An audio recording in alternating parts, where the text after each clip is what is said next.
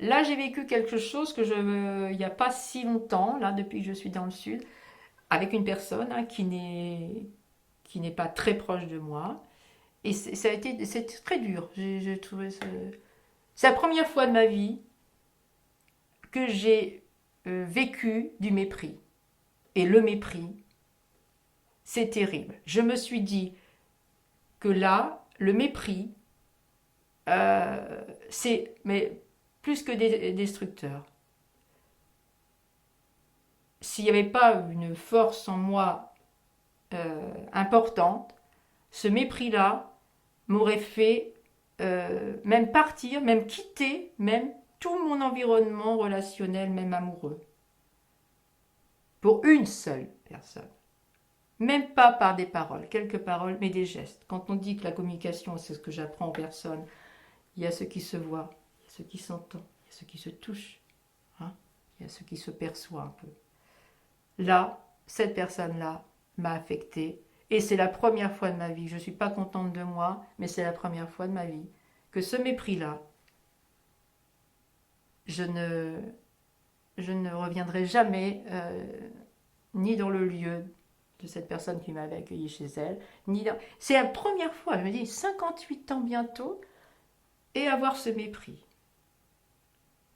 Alors, je les remercie parce que à la fois, je me dis, ça m'a fait drôlement grandir en moi. Je me suis dit, là, Claire, jamais plus, mais jamais plus, tu, euh, tu pourras recevoir ce mépris. D'ailleurs, là, par amour, je n'ai pas communiqué. Par amour, je n'ai pas rebondi sur ce mépris. Mais par amour aussi, et si cet amour qui dure tout de suite reste avec moi, je ne veux pas, je ne franchirai pas la porte de nouveau pour aller voir cette personne-là. Ça, c'est très dur. En communication, pour moi, alors là, ça a été terrible.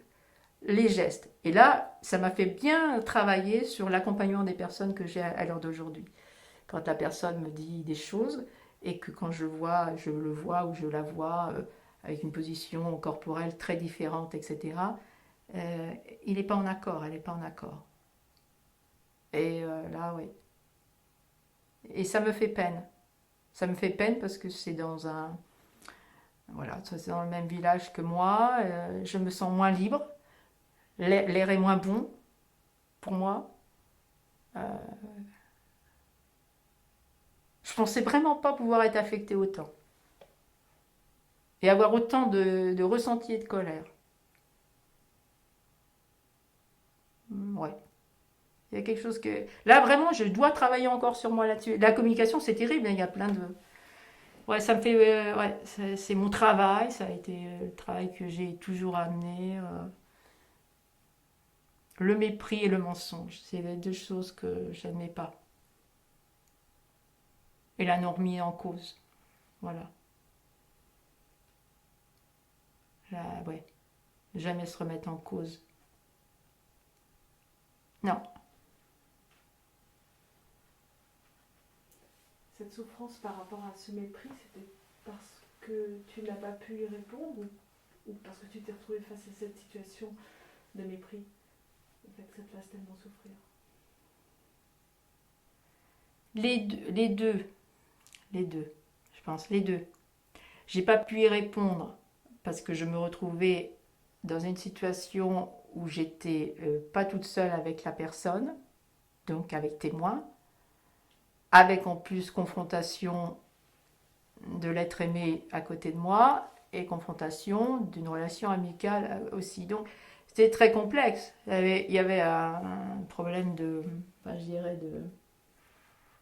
Et puis avec des gens qui se fréquentaient depuis des années. Donc de toute façon, c'est comme quand on dit à un enfant, alors, à un moment d'une séparation, alors tu préférerais papa, maman, hein, machin.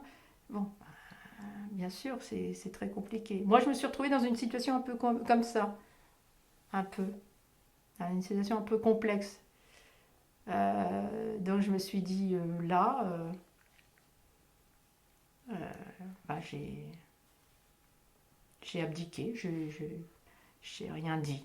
J'ai rien dit face à ce mépris. Et en plus, le pire, c'est que personne n'a pensé que ça pouvait m'atteindre autant. Voilà. Et je crois que personne. Et en plus, ça s'est un peu retourné, parce qu'évidemment, hein, quand il y a des gens qui sont très, très forts dans ce domaine, du retournement de situation. Donc, ouais, ça c'est terrible, ça. Ça me peine.